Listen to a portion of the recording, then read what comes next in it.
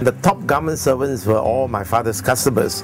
So very often they talk about the impending independence that the British Empire, part of British Empire, Great Britain is going to grant to Malaya.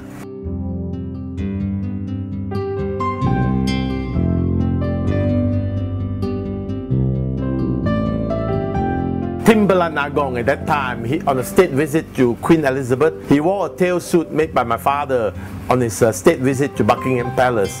And of course the famous photo of Chairman Mao shaking hand with Tun Abdul Razak when he went to open up relations with China. When you talk of fashion at that time, so the civil servants and the British were the people who sort of wear Western clothes, whereas the locals would be wearing more attire that is more suited for our tropical climate.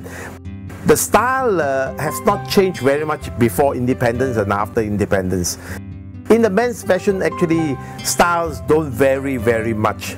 So the only variation is that the lapels get a bit bigger, just like the neckties. At one time they have narrow ties, and then the ties get bigger, and then after a certain period of time, maybe 10 years or so, they will go back to a smaller.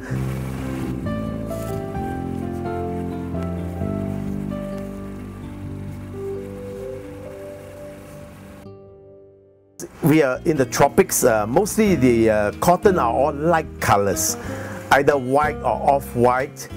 Those were the popular colors. Hardly people wore black colors those days, unless it's for functions. They wear darker colors. People don't use too much of accessories. All they need was a jacket and a necktie. That's about all.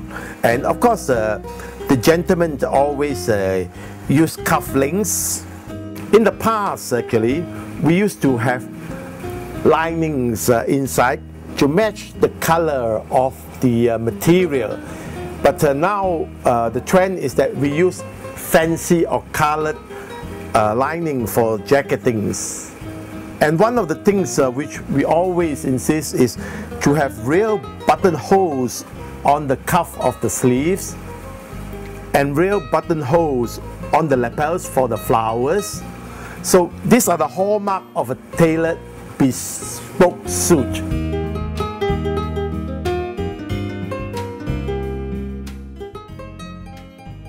I think there's still a need for suits.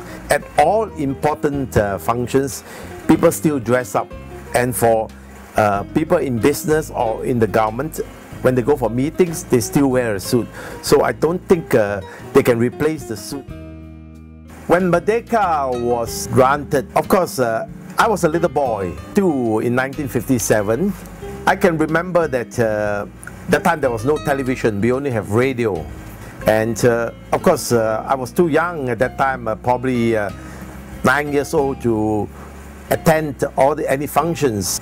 Being one of the few public holidays my father enjoyed as a shopkeeper, the shop was closed for a day. He took the family to Ipoh to visit my married sister. That was my fondest memory.